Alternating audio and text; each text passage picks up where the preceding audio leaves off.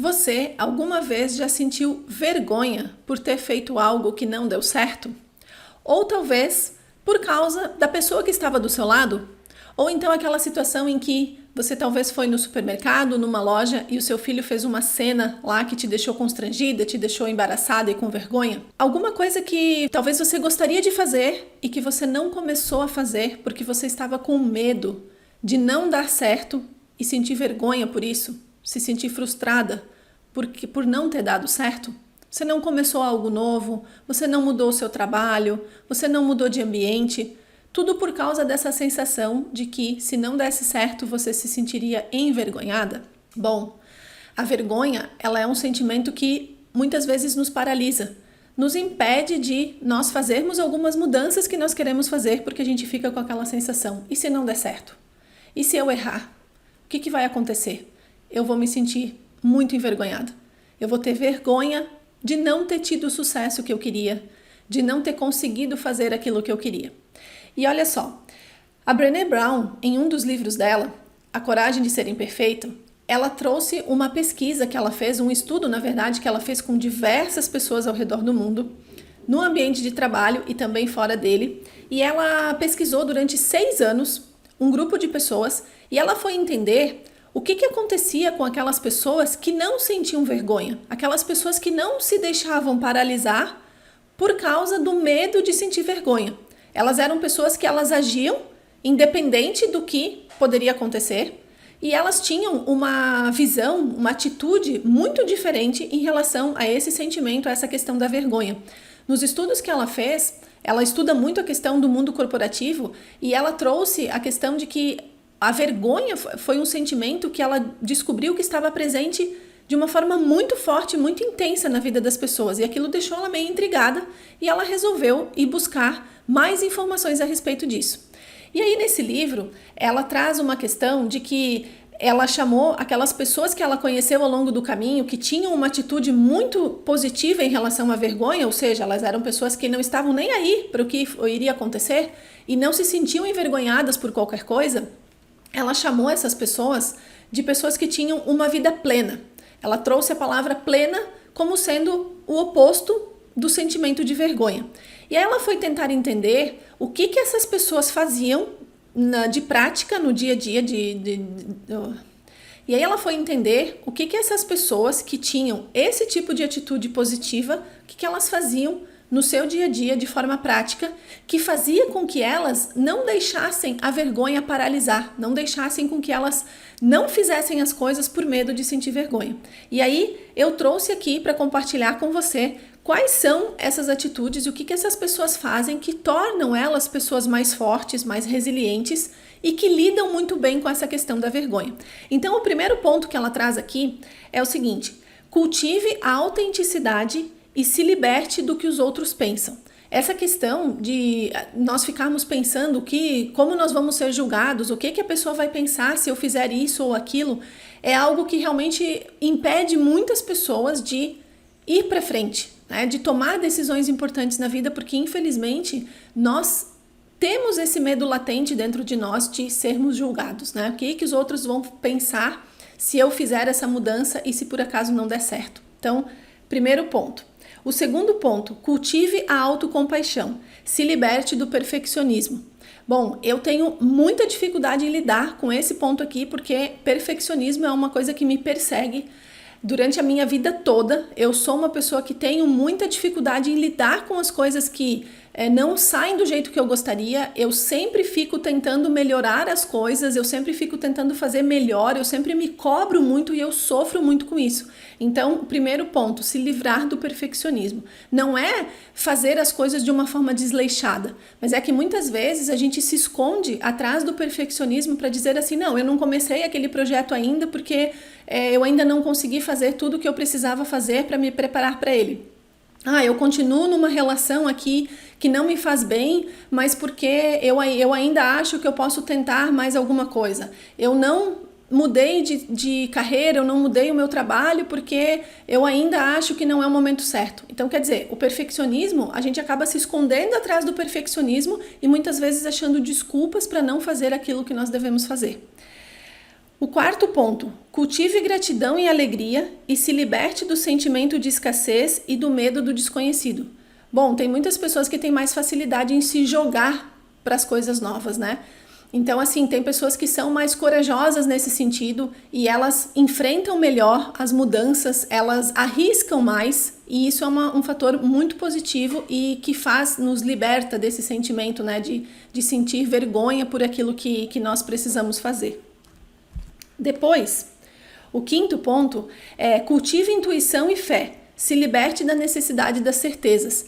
Isso também é uma coisa muito importante porque normalmente a gente quando pretende fazer uma mudança, seja no nosso relacionamento, na casa onde a gente mora, no nosso trabalho, a gente quer ter certeza que aquela decisão está correta. A gente quer ter certeza de que vai dar certo. E na realidade a gente não tem certeza de nada.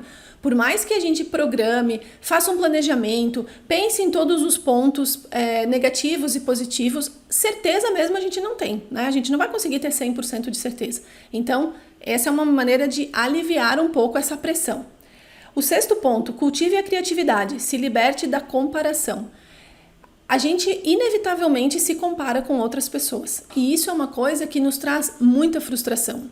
Eu já sofri e ainda sofro com isso porque eu sempre penso que a gente sempre tem aquelas pessoas que são os nossos ídolos, né? As pessoas que a gente admira muito e a gente pensa assim, nossa, mas eu gostaria de ser como aquela pessoa, nossa, eu gostaria de ter aquela habilidade, nossa, eu gostaria de ter um relacionamento como aquele casal, eu gostaria, às vezes até com filhos, né? A gente admira assim os filhos de outras pessoas, a gente fala, nossa, eu gostaria que o meu filho fosse tão dedicado nos estudos quanto o filho daquela pessoa que eu conheço.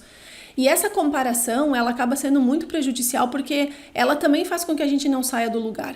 Então, muitas vezes, para a gente não ficar sendo comparado, a gente acaba não fazendo o que a gente deveria fazer, não fazendo algumas mudanças que a gente gostaria de fazer. E tem uma frase que eu gosto bastante, né, que é um lema de muitas pessoas, que é assim, a gente precisa se comparar a Simone de hoje com a Simone de ontem. Essa comparação é uma comparação saudável. Então, quanto que eu melhorei de ontem para hoje. Então essa comparação é sempre assim, é eu batalhar por ser melhor do que eu era ontem, mas não melhor do que uma outra pessoa. Então a gente tentar se livrar dessa questão da comparação, que é uma coisa que persegue muito as pessoas a todo tempo. O sétimo ponto, cultive o lazer e o descanso, se liberte da exaustão como símbolo de status e de produtividade como fator de autoestima. Bom, aqui nesse ponto, eu me identifico muito com ele porque eu sempre fui uma pessoa, assim, extremamente ligada no 220, querendo fazer 1000 coisas, né? Eu sempre acho que eu preciso estudar alguma coisa um pouco mais, que eu preciso fazer um trabalho novo, que eu preciso me desenvolver em alguma outra área, que eu preciso fazer alguma coisa a mais pelo meu filho, que eu preciso fazer alguma coisa a mais. Então, eu tô sempre pensando no mais, no mais, no mais. E muitas vezes a gente se desgasta demais com isso. E de tanto que a gente fica nesse looping, né, de querer sempre mais, sempre mais, sempre mais, a gente acaba não aproveitando tudo aquilo que a gente já tem, tudo aquilo que a gente já conquistou, todo o conhecimento que talvez você já tenha aí, né, e muitas vezes não coloca em prática por causa disso. E aí a gente acaba se desgastando física e emocionalmente porque a gente se cobra demais em relação a isso. Então, se desapegar um pouco dessa questão, e isso é uma coisa que eu estou trabalhando bastante em mim, porque eu tenho muita dificuldade com isso. Eu tenho refletido bastante sobre essa questão, né, de cultivar e ser grato por aquilo que eu já conquistei, por aquilo que eu já aprendi, e não ficar pensando em sempre aprender algo mais, em sempre querer algo mais, né? Então, esse é um aprendizado que, para mim, de todos os itens aqui que ela trouxe, esse é um dos mais fortes, mais presentes na minha vida. O número 9 é cultivar tarefas relevantes, se liberte de dúvidas e suposições. Então, muitas vezes, a gente fica no nosso dia a dia preso a fazer aquelas tarefas que a gente não tem certeza se são as tarefas mais importantes para serem feitas, se a gente deveria realmente estar fazendo aquilo ou não, né? Então, quando ele fala sobre a gente saber aquilo que é relevante, isso vale, né, para o nosso trabalho, para a nossa vida, para as nossas relações. Será que tudo aquilo que eu faço que me gera essa exaustão que ela comenta no item anterior, né? Será que todas essas coisas que eu estou fazendo, elas realmente são necessárias? Será que eu gasto boa parte do meu dia fazendo coisas que são importantes de fato, que são relevantes para minha vida, que são importantes para me levar lá naquele objetivo que eu tenho? Será que eu estou gastando tempo, energia e colocando o meu foco nas tarefas que são relevantes? Ou eu estou gastando tempo com tarefas que não são importantes, que eu talvez deveria passar para outra pessoa, que eu talvez nem deveria estar fazendo, mas porque eu estou tão acostumada, aquilo faz tão parte da minha rotina, que já virou uma coisa meio que no piloto automático, eu já nem questiono mais se aquilo está me levando, né, para o lugar que eu quero ou não. Então, pensar nessa questão de ser relevante com aquilo que a gente faz vai fazer também com que a gente seja mais produtivo e a gente consiga melhorar a nossa vida, chegar mais rápido naqueles objetivos que a gente tem e, principalmente, não ter essa sensação, né? Essa questão da exaustão mental, da exaustão física por estar se esforçando demais e lutando demais para fazer muitas coisas ao mesmo tempo. E, por fim, cultive risadas, músicas e dança. Se liberte da indiferença e de estar sempre no controle. Bom, eu como uma boa virginiana que sou, eu sempre quero estar controlando as coisas à minha volta. E isso é uma coisa que me faz muito mal.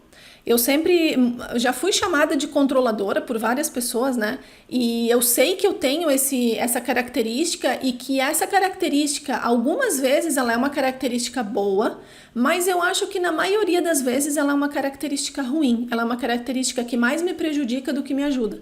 Só que não é fácil a gente se libertar disso. Não é fácil você viver, no meu caso, né, 40 anos com uma determinada característica muito presente na minha vida e, embora eu esteja consciente de que eu preciso mudar isso, não é fácil a gente se libertar dessas características de uma hora para outra. Mas o que é importante aqui, né?